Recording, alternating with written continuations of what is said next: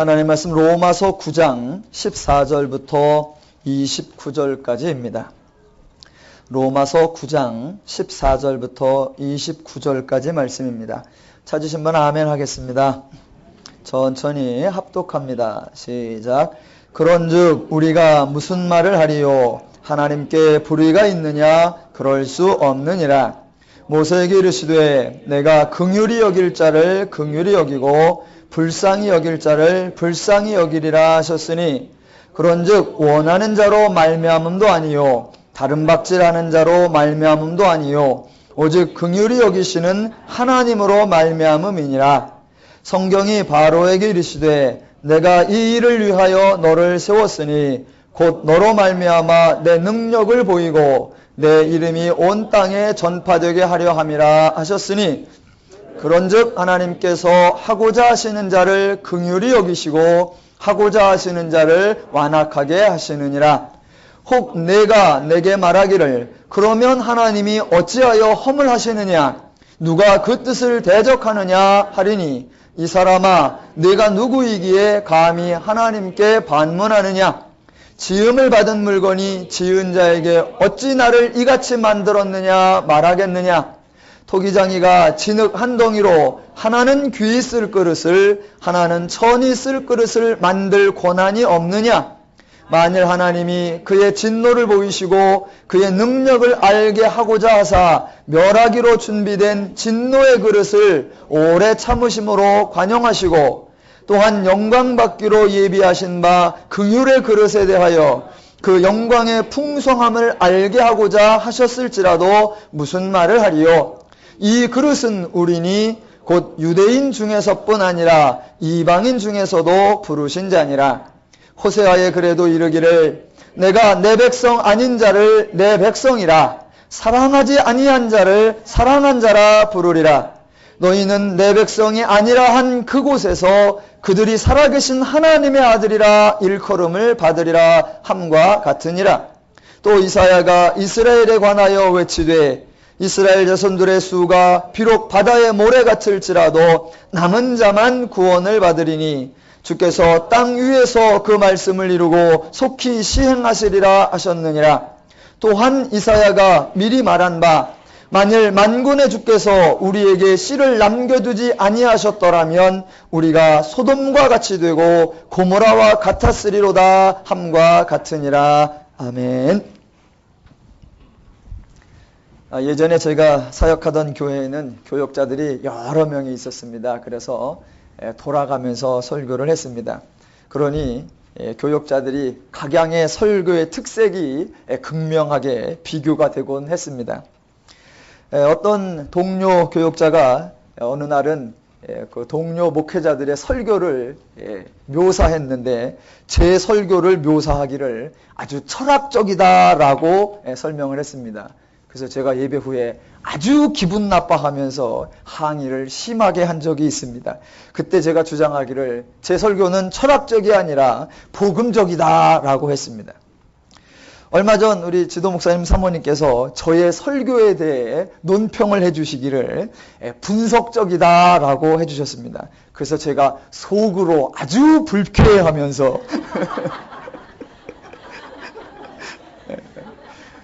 속으로만 항의를 했습니다. 그러면서 제가 속으로 주장하기를 제 설교는 분석적이 아니라 성경적입니다 라고 했습니다. 왜냐하면 성경은 단순하고 짧게 말했는데 제가 분석해서 따져서 길게 말하고 있는 것이 아니라 이미 성경이 그렇게 말하고 기록하고 있는 것을 저는 따라가면서 해설만 하고 있기 때문입니다.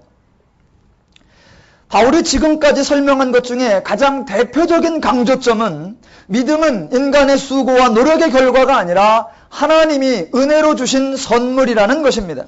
내가 만들어낸 것이 아니라 하나님이 베풀어 주신 것입니다. 그래서 인간 중에는 자랑이 없고 비교가 없고 경쟁이 없고 교만이 있을 수 없습니다.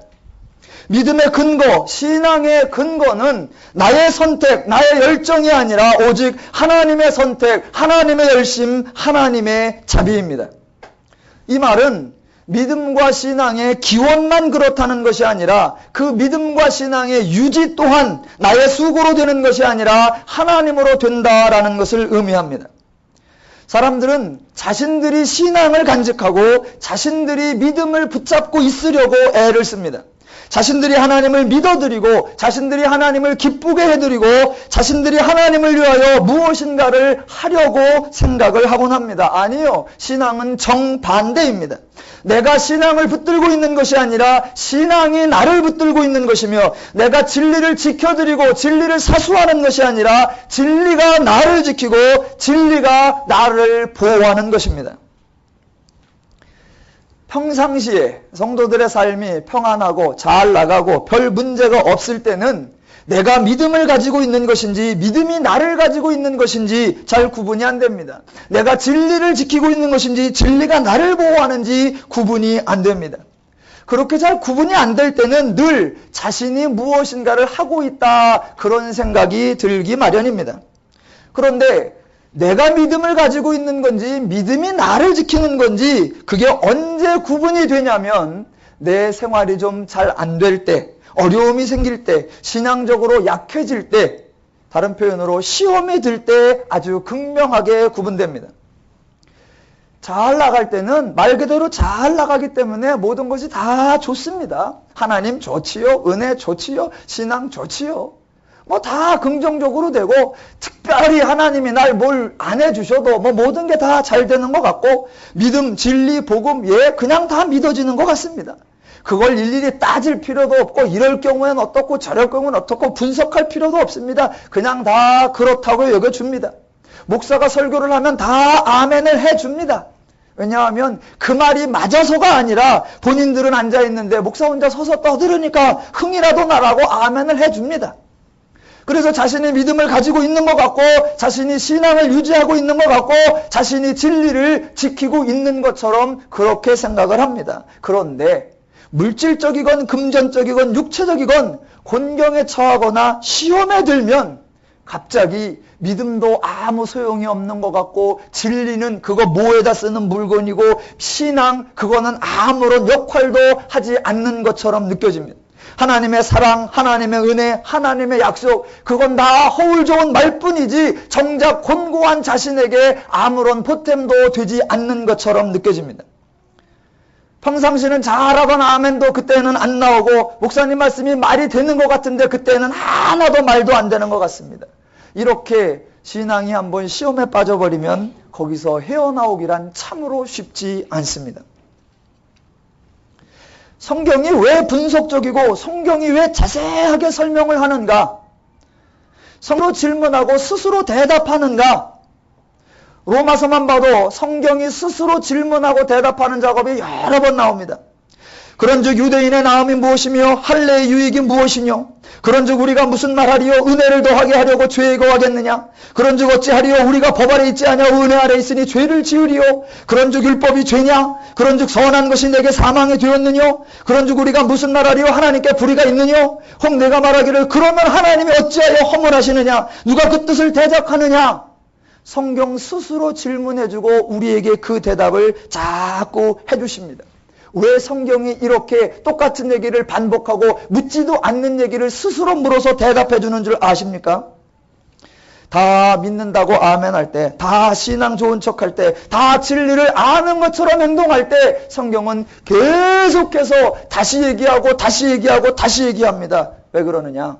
저 여러분이 시험 들었을 때, 우리가 그 말씀이 믿어지지 않을 때, 신앙이 아무 소용이 없다고 생각할 때, 하나님도 쓸모없다고 생각할 때, 그래서 저와 여러분이 하나님을 버리고 싶을 때, 그때 내가 믿음을 간직하는 것이 아니라 그 믿음이 나를 붙잡아주고 그 신앙이 나를 극복하게 해주고 그 소망이 나로 하여금 새롭게 일어날 수 있도록 해주기 위하여 성경이 스스로 우리를 힘있게 만들어주고 있는 작업입니다. 성경이 분석적으로 반복적으로 말씀을 자세하게 자꾸 풀어 설명해 주었기 때문에 나는 믿어지지 않아도 나는 그런 것 같지 않더라도 성경에서 들었던 성경에서 해주었던 성경에서 강조했던 그것들이 자꾸 내 머리에 내 심령 가운데 내 몸 가운데 남아있어 의심이 드는 그 순간에도 나를 붙잡아주고 나를 세워주고 나를 일으켜주고 그 우리의 연약할 때에 우리를 강건토하기 위하여 하나님이 애쓰시는 모습을 표현하는 것입니다. 대충 알아놓으면 정작 의심이 들 때 견뎌낼 힘이 없습니다. 저와 여러분이 믿음을 지키는 것이 아니라 믿음이 저와 여러분을 지키고 있다는 것을 아셔야 합니다. 저와 여러분이 하나님을 위하고 있는 것이 아니라 하나님이 저와 여러분을 위하고 있고 계시다는 것을 아셔야 합니다. 신앙은 내가 얼마나 열심히 하느냐가 중요한 것이 아니라 내가 얼마나 말씀을 바르게 알고 있느냐가 중요한 것입니다. 성경 공부는 평상시에는 아무런 재미가 없습니다. 그런데 그 평상시 때에 성경 공부를 해놓아야 내가 연약할 때 일어설 수 있습니다.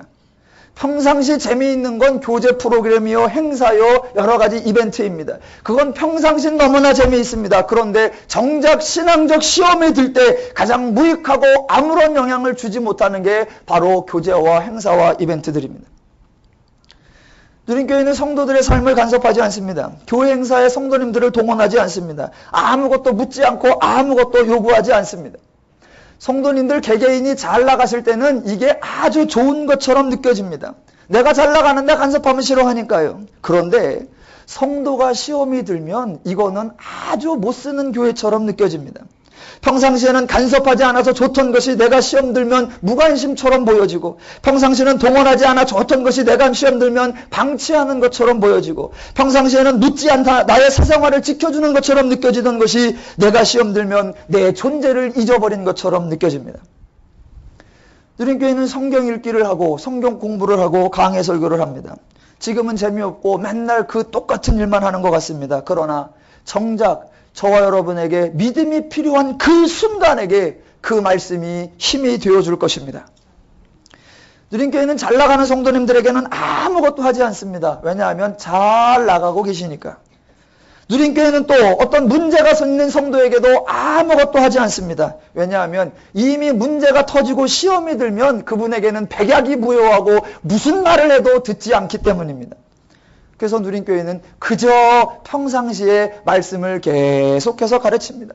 사람이 오든 않든 아멘을 하든 안 하든 그저 말씀을 가르칩니다. 필요할 때 필요한 순간에 필요한 사람에게 그 말씀이 역사할 줄로 기대하면서 성경을 배워가시고 말씀의 분량을 채워가시기를 주님의 이름으로 축원합니다. 성경을 배운다는 것은 사실 좀 거북한 일입니다. 왜냐하면 성경은 기존의 인간의 사고방식과 배치되는 경우가 많이 있기 때문입니다. 내가 알고 있는 것을 틀린 것이라고 말하기 일쑤이고, 내가 좋아하는 방식을 죄의 방식이라고 선언해버리고, 내 마음을 죄인의 마음이라고 꼬집어버리기 때문에 그거 아주 불편한 것입니다. 성경 공부는 불쾌함을 견뎌야 하고 자신의 속마음이 들춰내지는 것을 경험해야 하고 내 생각을 바꾸어야 하는 아주 인간들이 하기 싫어하는 일입니다. 배우시는 여러분뿐만 아니라 가르치는 저도 난감하기는 마찬가지입니다. 좋은 소리를 해도 사람이 안 모일 판인데 불편한 소리를 해야 하고, 여러분이 생각이 다 옳다고 맞장구를 쳐줘야 되는데 그게 아닙니다 라고 말해야 하고, 큰 복을 받을 것이라고 소망을 주어야 하는데 기왕에 가지고 있는 소망마저도 다 받았다고 확 불을 꺼버리는 소방수 역할, 그것도 쉬운 건 아닙니다. 그러나 성경의 진리를 알고 하나님의 마음과 하나님의 원리와 하나님의 방법으로 사는 것이 정말 인생을 제대로 사는 것이며 행복하게 사는 것이며 자유롭게 사는 것이며 멋지게 사는 것이기 때문에 기쁜 마음으로 설교를 하고 말씀을 가르칩니다. 집을 지을 때 새 집을 짓는 것과 기존에 있던 집을 리모델링하는 것은 항상 리모델링이 힘들다고 합니다. 신앙도 아예 하나님에 대해서 몰라서 처음부터 배우겠다고 오시는 분들은 쉬운데 잘못 알고 계시는 분들의 생각을 바꾸는 것은 몇 배가 힘듭니다. 오늘도 그 힘든 작업을 하나 해보도록 하겠습니다. 많은 사람들이 오해하고 있고 왜곡되게 알고 있는 하나님에 대한 개념 하나를 바로 잡아보려고 합니다. 오늘 제목이 하나님의 권리입니다. 하나님의 권리, 흔히들 하나님의 주권이라고 합니다. 하나님의 주권, 하나님의 권리, 하나님의 권세라고 하면 가장 먼저 떠오르는 생각이 하나님 마음대로입니다. 조금 멋있게 표현하면 하나님의 뜻대로입니다. 하나님이 창조자이시고 하나님이 가장 크시고 하나님이 가장 강하신 분이니까 모든 것을 하나님이 하고 싶은 대로 하나님 마음대로 하신다라고 생각하는 분들이 계십니다. 하나님이니까 누가 하나님 앞에 덤비겠느냐. 하나님은 하나님 하고 싶은 대로 하고 피조물 된 우리는 그저 하나님께 순종할 뿐이다. 그가 시키는 대로 그저 처분만 기다리면 된다라고 생각하는 분들이 있습니다. 예전에 어떤 분은 기독교를 설명하기를 기독교하고 공산당하고는 공통점이 하나 있습니다 라고 그래요. 그래서 뭔가 그랬더니 기독교의 주장과 공산당의 주장이 같대. 그래서 뭡니까 그랬더니 당이 정하면 우리는 한다. 정신 나간 사람입니다. 물론 하나님은 인간의 창조주이십니다. 하나님이 창조주라고 하는 말은 하나님이 인간의 주인이라는 뜻입니다. 죄인들은 주인이란 말을 주인에 반대되는 종, 그래서 상전과 하인, 높은 사람과 아랫사람의 관계로밖에 이해를 못합니다. 그래서 주인은 명령하는 자, 종은 수발드는 자라고 생각하게 되어 있습니다. 그러나 성경이 말하는 주인의 의미는 그런 것이 아닙니다. 성경이 말하는 주인의 의미는 책임자라는 의미입니다. 하나님이 주인이시다, 하나님이 주권자이시다, 하나님이 통치자이시다라는 말은 하나님이 책임지신다, 하나님이 관리하신다, 하나님이 보호하신다라는 말입니다. 하나님은 인간을 지으신 분으로서 인간을 책임지시고 인간을 보호하시고 인간을 돌보시고 인간을 위하신다는 분입니다. 인간을 위한다. 이거 어렸을 때부터 너무나 많이 들은 말이에요. 우리 어머님 말만 하시면 다 너를 위한 거야 임마 그러셨습니다.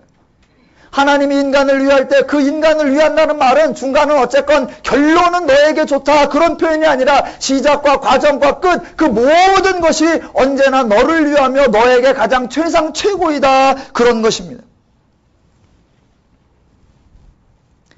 자, 하나님이 권리가 있으시고 하나님이 권세가 있으시다. 그래서 하나님은 하나님 멋대로 할 자유가 있으시다. 이것을 하실지 저것을 하실지 하실지 마실지 모두 다 하나님의 자유다. 이런 생각들을 많이 합니다. 자, 18절로 가보겠습니다. 구정 18절. 그런즉 하나님께서 하고자 하시는 자를 긍휼히 여기시고 하고자 하시는 자를 강팍해 하시느니라. 물론 그렇게 기록되어 있습니다. 하나님이 그렇게 하시는 거 맞습니다. 그런데 그때에 하나님이 하고자 하신 대로 한다라고 할 때 그 기준이 뭐며 도대체 뭘 어떻게 어떤 방향으로 그렇게 하신다는가 그 기준과 방향성을 잘 구분하셔야 합니다. 성경에 나오는 단어 중에 우리 일상 중에서 성경 말고 성도 말고 일반인들도 쓰는 용어가 있습니다. 그런데 용어는 같은데 그 용어 속에 담겨있는 개념이 다르다는 걸 이해하셔야 합니다. 사람들이 자주 쓰는 말 중에 정의, 공의 이런 말이 있습니다. 예, 세상에서도 정의사회 구현, 정의로운 판단 이런 말 많이 쓰고 교회에서도 하나님의 공의, 하나님의 정의 많이 씁니다. 그런데 세상 사람들이 쓰는 공의란 표현과 하나님께 적용하는 공의란 표현의 기준이 다릅니다. 성도들 중에도 하나님은 공의로우신 분이다. 그러니 우리도 공의롭게 행동해야 된다. 자, 하나님의 공의를 말할 때 잘한 자 상 주고 못한 자 벌 준다. 이렇게 생각하면 그건 하나님의 공의가 아닙니다. 그건 인간의 공의일 뿐입니다. 인간의 공의는 잘한 사람 더 상 주고 못한 사람은 벌 주는 겁니다. 그래서 인간의 공의는 인간이 행복할 수 없습니다. 잘한 자는 더 잘 나가게 되어 있고 못한 자는 죽게 되어 있습니다. 하나님의 공의도 그렇게 되면 안 됩니다. 잘한 자는 상 줘서 더 잘 되게 하고 못한 자는 벌 줘서 아예 일어날 기록도 없게 해버리면 그건 인간을 위한 하나님의 사랑이라고 말할 수 없습니다. 하나님의 공의는 다릅니다. 하나님은 잘하는 자는 내버려두고 못한 자에게는 은혜와 복을 주십니다. 왜? 그래야 모두가 행복할 수 있기 때문입니다. 이렇게 말하면 또 사람들은 금세 속아요. 잘하는 사람이 있고 못하는 사람이 있구나 라고 생각을 합니다. 아니요. 모든 인간은 죄인이라 하나님 앞에 잘하는 사람은 아예 없습니다. 그래서 더 나아가면 하나님이 인간을 공의롭게 대할 수 있느냐? 없습니다. 공의롭게 대하면 우리는 다 죽기 때문에 하나님은 인간을 오직 은혜로만 대하십니다. 하나님이 자유를 가지시고 하나님의 권리를 마음껏 사용하신다라고 하는 말에는 사실 어폐가 좀 있습니다. 엄밀하게 말하면 하나님의 자유에는 자유가 없다라고도 설명할 수 있습니다. 왜냐하면 여러분, 자유가 있어서 무엇을 하실지를 선택한다라고 하는 건 선택할 수 있는 상황이 있어야 됩니다. A와 B라는 선택의 조건이 형성됐을 때에 A를 하실지 B를 하실지 선택할 수 있는 자유가 있고 그때 선택할 수 있는 권리를 쓸 수 있다라고 말하는 겁니다. 그 선택할 수 있는 두 개의 선택권이 있어야 자유가 있는 거고 그때 권리를 쓸 수 있습니다. 그런데 하나님 앞에는 어떤 인간이 있을 때 그 인간이 두 종류의 인간이 있는 것이 아니라 한 종류뿐입니다. 두 종류가 있어서 하나는 참으로 하나님 앞에 헌신하고 충성하는 사랑받을 만한 자가 있고 하나는 하나님 앞에 배신하며 부인하는 저주받을 만한 자가 있어서 하나님이 누구를 쓸까? 그렇다면 선택권이 있는 것입니다. 그런데 하나님 앞에 인간은 한 종류입니다. 모두가 죄인입니다. 그래서 모두가 사랑받을 수 없는 자들 뿐입니다. 누구를 고를 것인가에 대한 선택권이 없습니다. 아예 선택의 기회가 없기 때문에 뽑을 자유조차도 없는 것입니다. 그래서 누림교회에서 자주 쓰는 말이 있습니다. 하나님은 누구를 쓰신다? 아무나. 왜요? 다른 사람이란 있지를 않으니까. 자, 9장 15절에 가보시면 내가 긍휼히 여길 자를 긍휼히 여기고 불쌍히 여길 자를 불쌍히 여기리라 하셨으니 라고 되어 있습니다. 이 말씀은 인간 중에 긍휼히 여길 만한 그런 구분된 존재가 있어서 그 사람이 그럴 자격이 있으니까 정당하게 긍휼히 여겨준다 이런 표현이 아니라 하나님이 하신다라는 말입니다. 16절도 그런즉 원하는 자로 말미암음도 아니요 다른 박질하는 자로 말미암음도 아니요 오직 긍휼히 여기시는 하나님으로 말미암음이니라. 예, 죄인 중에 구원받기를 간절히 원했던 어떤 사람이 있었느냐? 아니요, 그런 사람 없습니다. 죄인 중에 하나님께 하나님의 백성이 되려고 막 달려나온 사람이 있느냐? 아니요, 그런 사람 없습니다. 그런 사람은 하나도 없습니다. 그래서 그런 식으로가 아니라 오직 하나님으로 말미암아 하나님이 하셨다라고 강조하는 것입니다. 그런데 아마 18절을 보시면서 이건 어떻게 되는 겁니까? 궁금하신 분들이 계실 거예요. 그런즉 하나님께서 하고자 하시는 자를 긍휼히 여기시고 하고자 하시는 자를 완악하게 하셨느니라. 이 18절 때문에 고민하는 분들이 많이 계십니다. 아니, 하나님이 바로를 완악하게 하신 거 아닙니까? 바로는 보내주려고 그랬는데 하나님이 그 마음을 완악하게 꽉 붙잡아 놔가지고 그렇게 한 거 아닙니까? 여러분, 하나님의 자유는 인간을 살리고 죽이는 그런 자유가 아닙니다. 하나님의 권세는 인간을 살리고 죽이는 그런 권세가 아닙니다. 왜냐하면 죄인은 이미 하나님 앞에 죽어 있고 죄인은 이미 죄의 결과를 당하고 있기 때문입니다. 그래서 하나님의 선택은 살리느냐 죽이느냐 이게 아니라 이미 죽어 있는 자들을 죽어 있는 그대로 두느냐 살려내느냐 이 선택입니다. 이미 죄의 결과를 당하고 있는 자들을 성경적 표현대로 로마서 1장에 있는 그대로 그 상태 그대로 내어버려 둘 것이냐 아니면 응인을 주시고 긍휼히 여겨 주실 것이냐 그 선택입니다. 하나님이 인간을 강팍하게 하고 하나님이 인간을 완악하게 만들지 않습니다. 18절 한번 자세히 보실까요? 하나님께서 하고자 하시는 자를 긍휼히 여기시고 자, 하나님이 예를 들어 어떤 사람을 불쌍히 여겨주고 싶습니다. 그러면 내가 저 사람을 불쌍히 여겨주고 싶다. 그러면 멀쩡한 사람을 하나님이 확 가난하게 만들고 힘들게 만들고 다리를 두어 개 뿌리고 암을 팍 줘가지고 그 사람을 불쌍한 존재를 만들어 놓고 그때서 탁 어머 불쌍해라 이렇게 하시는 게 아니란 말입니다. 그 사람이 그대로 있는데 그 사람을 향하여 하나님의 마음이 불쌍한 마음을 갖는다는 것입니다. 저기 죄인이 있어요. 저기 악한 사람이 있어요. 하나님 앞에 대적하는 사람이 있어요. 하나님이 멀쩡한 사람에게 미운 마음을 주고 성한 사람에게 죄의 마음을 주어서 저놈은 나쁜 놈이 되게 해야지 그렇게 해놓고 나쁜 놈이 됐구나 아이고 불쌍해라 라고 하는 것이 아니라 이미 죄인이고 이미 악한 자이고 이미 불우한 자입니다. 저 사람에게 하나님이 불쌍한 마음을 보여주신다. 그래서 본문대로 불쌍히 여겨주신다라고 되어 있는 겁니다. 그러면 그 다음 표현도 그렇게 되죠. 완악하게 하고자 하시는 자를 완악하게 하시느니라. 하나님이 가만히 있어봐. 저 사람이 이번에 너무 온유한 마음으로 해서 일이 잘 되게 할 것 같아. 그러면 안 되지. 강팍 들어가라 뿅뿅뿅 해가지고 강팍하고 완악하고 완고하고 거짓불통이 되게 하고 드디어 그렇게 됐구만.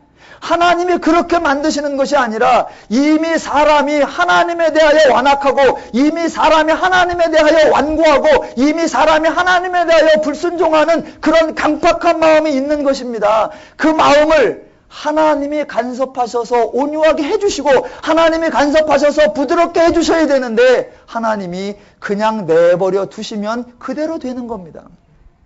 그래서 그 사람을 불쌍하게 만들거나 그 사람을 완악하게 만든다 그런 표현이 아니고 이미 그 사람이 있다. 그 사람을 하나님이 불쌍하게 여겨주시든지 아니면 하나님의 마음이 불쌍하게 안 하게 하나님 스스로의 마음을 나는 불쌍히 여기지 않으리라 완고하게 여기시든지 그 표현입니다. 아니 하나님이 사람을 불쌍하게 만들거나 완악하게 만들거나 그러시면 됩니까? 그렇게 해놓고도 하나님의 사랑이다라고 말할 수 있겠느냐 말입니다. 하나님은 그런 분이 아니십니다. 그래서 하나님 앞에는 억울한 사람이란 있을 수가 없는 겁니다. 하나님 앞에는 은혜 받은 사람만 있습니다. 그래서 하나님 앞에는 불평이란 있을 수가 없는 겁니다. 오직 하나님 앞에는 감사만이 있는 것입니다. 자, 하나님이 자유롭게 하신다. 하나님이 권세를 부리신다라는 건 하나님이 우리의 생사 여탈권을 쥐고 생사화복을 하나님이 다 결정하신다. 이런 표현이 아닙니다. 우리가 흔히 그러죠. 생사화복을 주장하시는 하나님. 그게 안 맞는 표현이에요. 왜냐하면 하나님은 생사화복을 주장하지 않으세요. 왜냐하면 하나님 앞에 죄인은 이미 다 죽어 있기 때문에 살아있는 자를 하나님이 죽일 수도 있고 살리는 게 아니라 죽어있는 자를 그대로 두시거나 살려내시거나 해요. 화복을 가지고 얘를 내가 화를 줄까 얘를 내가 복을 줄까 그게 아니라 이미 화를 당하고 있는 자들을 그대로 둘까 복을 줄까 이게 하나님이시란 말입니다. 그 예를 오늘 19절 이하에서 성경이 보여주고 있습니다. 토기장이 비유에는 토기장이와 흙과 그릇이 등장합니다. 물론 토기장이는 하나님이시고 우리가 흙입니다. 성경에 어떤 본문을 읽을 때 특별히 어떤 비유를 들으실 때 제발 지금 이 성경이 흘러가는 문맥 속에서 그 비유가 강조하려는 것 그것만 강조하셔야 됩니다. 다른 얘기를 하시면 그거는 성경적 가르침이 아니에요. 자, 누가복음 15장에 가면 잃어버린 아들의 비유가 있습니다. 그래서 두 아들이 있었는데 한 아들은 집에 있고 한 아들은 유산을 달라 해서 먼저 나갔다. 자, 나갔는데 아버지가 그 아들을 얼마나 기다리는가. 그래서 그 아들이 돌아올 때 아버지가 제일 먼저 맞아주더라. 거기서 강조하는 건 잃어버린 아들을 기다리고 찾으시고 그가 돌아왔을 때 기뻐하시는 아버지. 요게 강조예요. 거기서 만약 우리는 집 나간 둘째 아들처럼 되면 안 되고 집안 나간 첫째 아들처럼 되어야 됩니다. 그건 불가능해요. 우리 중에 집안 나간 사람이 없어요. 우리는 다 하나님 앞에서 가출했던 자입니다. 또 그렇게 아버지 집을 떠났을 때에는 얼른 돌아와야 됩니다. 우리 중에 단 한 사람도 우리가 스스로 돌아온 자가 없습니다.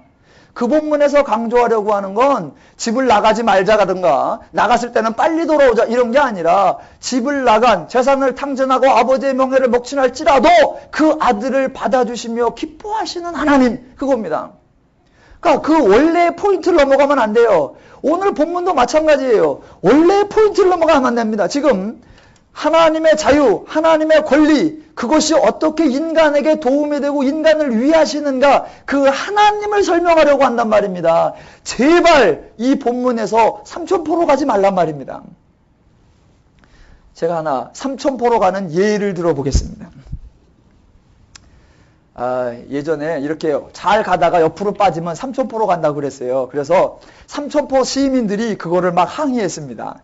왜 잘 가다 삼천포로 가냐? 그래가지고 삼천포란 동네 이름이 바뀌었어요. 이거 너무 억울해서 안 되겠다 해서 삼천포란 동네가 없어지고 승덕해서 사천이라고 바뀌었습니다. 그래서 지금 이제 삼천포라고 해도 돼요. 자, 이 본문에서 삼천포로 가는 예를 하나 들어보겠습니다. 여기서는 아멘 하면 안 돼요. 여러분, 토기장이가 좋은 토기를 만들기 위해서 가장 먼저 하는 일이 무엇입니까? 그것은 바로 좋은 흙을 고르는 것입니다. 도자기는 아무 흙이나 골라서 만드는 것이 아닙니다. 흙 중에서도 찰지고 윤인하고 살아 숨쉬는 흙을 골라야 좋은 도자기를 만들 수 있는 것입니다. 여러분, 하나님이 위대한 역사를 이루시기 위해서 가장 먼저 하시는 일도 마찬가지입니다. 가장 좋은 일꾼을 고르시는 것입니다. 준비된 일꾼, 헌신된 일꾼, 충성된 일꾼을 고르시는 겁니다.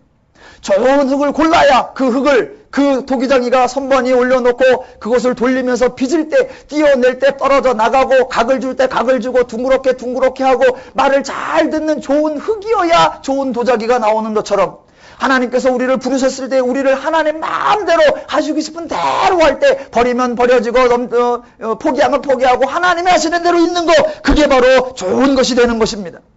우리는 좋은 흙이 되어야 하고 아주 순종적인 사람이 되어야 합니다. 이게 삼천포예요. 지금 본문은 그런 얘기를 하려고 하는 게 전혀 아닙니다. 지금 본문은 하나님의 자유, 하나님의 권리가 과연 하나님 멋대로냐? 하나님 멋대로라고 하면 19절 같은 질문이 나오게 돼 있다는 것 말입니다. 내가 내게 말하기를 그러면 하나님이 어찌하여 허물하시느냐? 누가 그 뜻을 대적하겠느냐? 아니, 하나님이 하고자 하시는 대로 하고 하나님이 말고자 하시는 대로 다 하나님이 하면 그래놓고 우리한테 따지면 되냐? 당연히 그 질문이 나오게 돼 있다. 하나님은 그런 분이 아니다. 그런 분이 아니기 때문에 그런 질문은 나오는 게 아니다라는 것을 설명하려고 지금 이 비유가 나오고 있단 말입니다. 자, 이 비유에서 흙입니다. 토기장이는 하나님이고 우리는 흙이에요. 여기서 흙은 말 그대로 흙이에요. 정작 중요한 것은 흙이 토기로 빚어져야 되는 것이 아니다라는 거란 말입니다.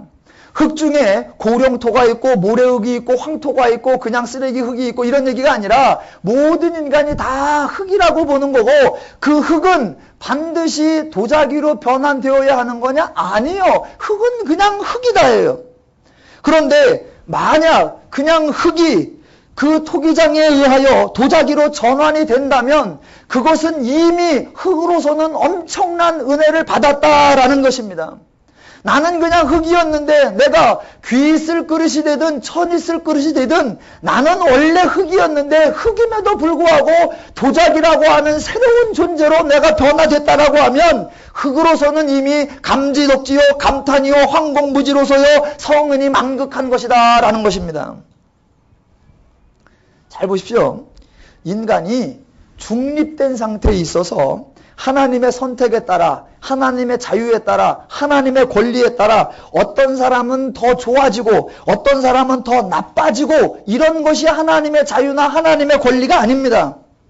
인간은 하나님에 대하여 죽어있는 자요, 죄악 중에 있는 자요, 죄의 결과를 당하고 있는 자요, 이미 최악의 상태에 있는 상태입니다. 그 상태에서 하나님이 그대로 주시지 아니하고 우리를 하나님의 자유를 동원하시고 하나님의 권리를 동원하셔서 살려내시고 건져내시고 은혜 주시고 구원해 주시고 복을 주셨다라는 것입니다. 그걸 시비 걸으시겠습니까? 20절, 이 사람아 내가 네게 감히 하나님을 힐문하느냐? 지음을 받은 물건이 지은 자에게 어찌 나를 이같이 만들었느냐 말하겠느냐? 토기장이가 진흙 한 덩이로 하나는 귀 있을 그릇을 하나는 천 있을 그릇을 만드는 권위 없느냐? 지금 19절에 질문하는 사람과 20절에 대답하는 사람 간에는 사람에 대한 인식에 큰 차이가 있습니다.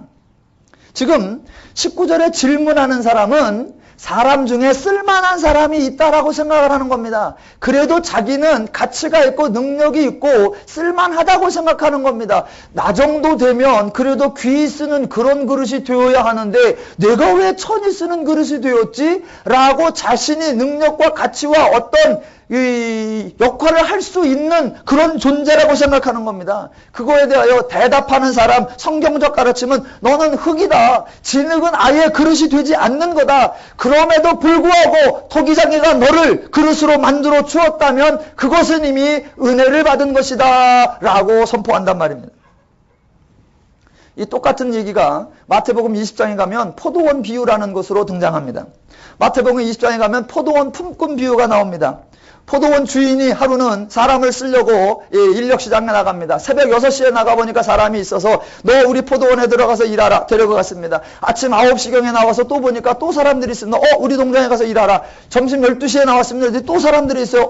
우리 동장에 가서 일해라. 그랬단 말입니다. 이제 더는 없겠지. 그리고 오후 3시쯤에 이렇게 나와보니까 길거리에서 사람들이 놀고 있단 말입니다. 그들을 불러서 아니 사지가 멀쩡한 사람들이 왜 이렇게 놀고 있습니까? 그랬더니 대답하는 말 아무도 우리를 쓰는 사람이 없나이다 라고 말하는 거예요.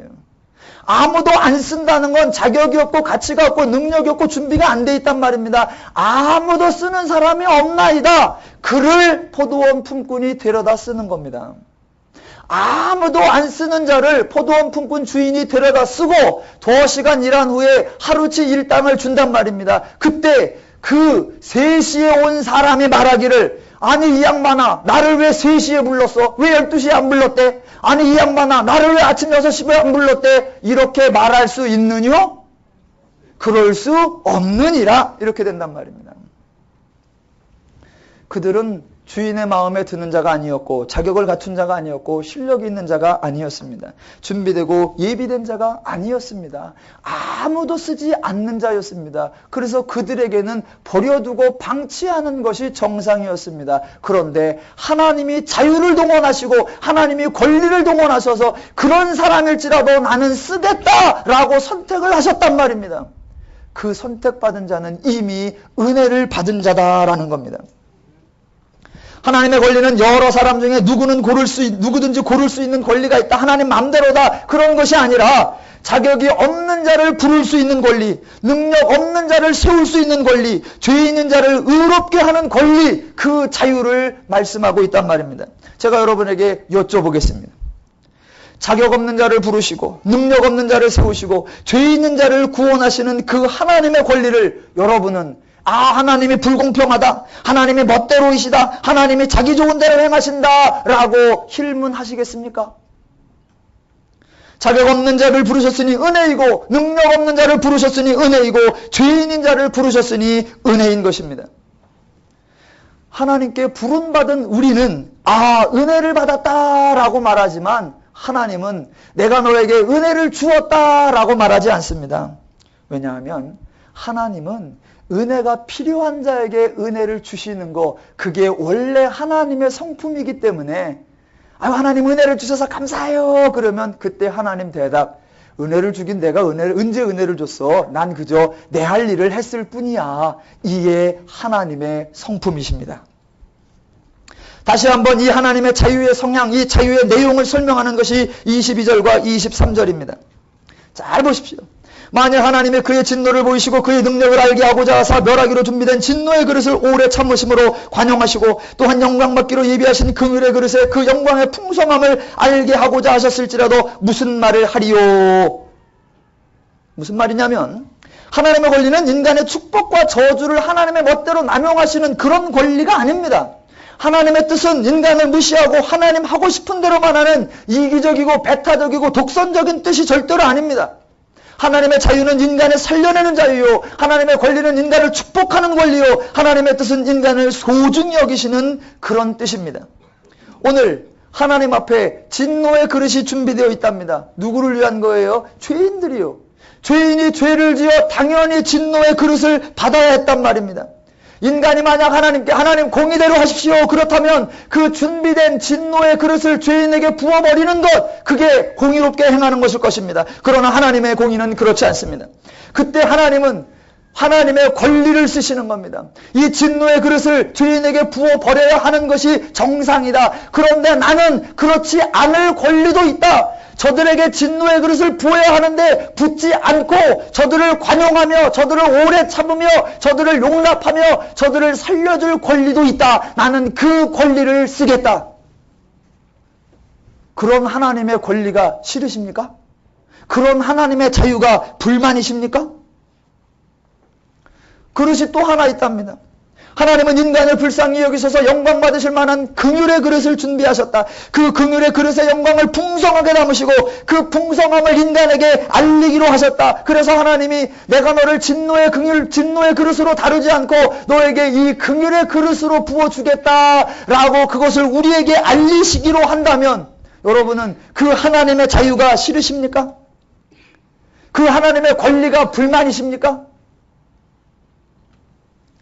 하나님의 권리, 하나님의 자유는 철저하게 인간을 위한 것입니다. 인간을 도우시는 것입니다. 인간을 축복하시는 것입니다. 로마서 2장 4절에도 동일하게 나옵니다. 혹 내가 하나님의 인자하심이 너를 인도하여 회개하게 하심을 알지 못하여 그의 인자하심과 용납하심과 길이 참으심의 풍성함을 멸시하느뇨. 아니, 하나님이 죄인을 처벌하는 것이 아니야. 그 진노의 그릇을 부으시는 것이 아니라 인도하여 회개하시고 오래 참으시고 용납하여 주시는 거, 그게 불만이십니까? 진노의 그릇을 확 부어버리실까요?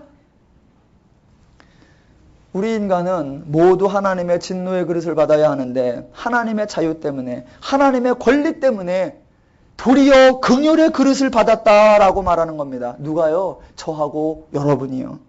그래서 24절, 이 그릇은 우리니 곧 유대인 중에서뿐 아니라 이방인 중에서도 부르신 자니라. 이게 신약에만 그렇냐? 아니요. 구약에서부터, 창조 때부터 언제나 하나님은 그렇게 인간을 도우시는 쪽으로 하나님의 자유와 하나님의 권리를 쓰셨습니다. 호세아서에도 이게 나옵니다. 그래서 오늘 본문에 25절 26절에 인용해 나왔습니다. 호세아에 그래도 이르기를 내가 내 백성 아닌 자를 내 백성이라 사랑하지 아니한 자를 사랑한 자라 부르리라. 너희는 내 백성이 아니라 한 그곳에서 그들이 살아계신 하나님의 아들이라 일컬음을 받으리라. 저와 여러분 하나님의 백성이 아니었습니다. 도리어 하나님을 배반하고 하나님을 부인하고 하나님과 원수 맺었던 자들입니다. 그래서 저와 여러분은 저주와 심판과 형벌을 받아야 마땅한 사람인데 하나님의 자유로, 하나님의 권리로 우리를 하나님의 아들이라 칭하시고 내 백성이라 불러주셨단 말입니다. 누구 마음대로? 하나님 마음대로. 누구 뜻대로? 하나님 뜻대로. 하나님 자유, 하나님의 권리, 하나님의 뜻은 절대적으로 인간을 위한 것입니다. 구약의 이사야에도 똑같이 표현되어 있단 말입니다. 27절부터 29절. 또 이사야가 이스라엘에 관하여 외치되 이스라엘 자손들의 수가 비록 바다의 모래 같을지라도 남은 자만 구원을 받으리니 주께서 땅 위에서 그 말씀을 이루고 속히 시행하리라 하셨느니라. 또한 이사야가 미리 말한 바 만일 만군의 주께서 우리에게 씨를 남겨두지 아니하셨더라면 우리가 소돔과 같이 되고 고모라와 같았으리로다 함과 같으니라. 우리 모두가 죄인이었습니다. 그래서 모든 죄인은 다 소돔과 고모라에 살던 사람처럼 되었어야 정상이었다는 것입니다. 그런데 하나님의 자유로, 하나님의 권리로, 하나님의 뜻으로, 하나님 멋대로 우리를 소돔과 고모라에 사는 사람처럼 되지 않고 남겨두셔서 오늘로 구원받고 하나님의 자녀가 되게 하셨다. 하나님의 자유에 불만 있으십니까? 하나님의 자유에 불평 있으십니까? 하나님의 뜻이 싫으십니까? 원하시는 분에게는 소돔과 고모라로 가는 KTX 표를 사드리겠습니다. 하나님의 자유, 하나님의 권리, 예, 맞는 말입니다.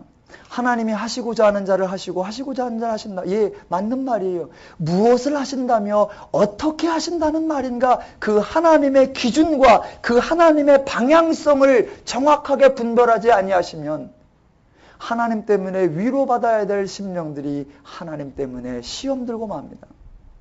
말씀을 바르게 이해하셔야 합니다. 예수 믿지 않는 죄인들은 하나님에 대하여 무지합니다. 그래서 하나님에 대하여 틀리게 생각합니다. 왜? 모르니까. 그런데 예수 믿는 성도들도 하나님에 대하여 틀리게 생각합니다. 왜? 성경을 읽지 않고 성경을 배우지 않으니까. 그래서 차라리 죄인들은, 하나님 안 믿는 사람들은 하나님에 대하여 불만이 없습니다. 그런데 하나님 믿는 사람들은 하나님에 대한 불만으로 가득 찹니다. 차라리 하나님 안 믿는 죄인들은 신세 타령만 하지 하나님 탓을 안 합니다. 그런데 성도들은 전부 하나님 탓을 하고 있습니다. 하나님의 자유는 인간을 살리는 자유요, 하나님의 권세는 인간을 구원하는 권세요, 하나님의 뜻은 인간을 행복하게 하는 뜻입니다. 성경을 읽으시고 성경을 배우셔서 성경에서 가르치고 있는 하나님, 성경이 설명하고 있는 하나님의 성품, 성경이 증거하고 있는 하나님의 인간 사랑을 바르게 하셔서 하나님과 더불어 멋있고 행복한 정말 제대로 된 삶을 풍성히 누려가시기를 주님의 이름으로 축원합니다. 기도하겠습니다.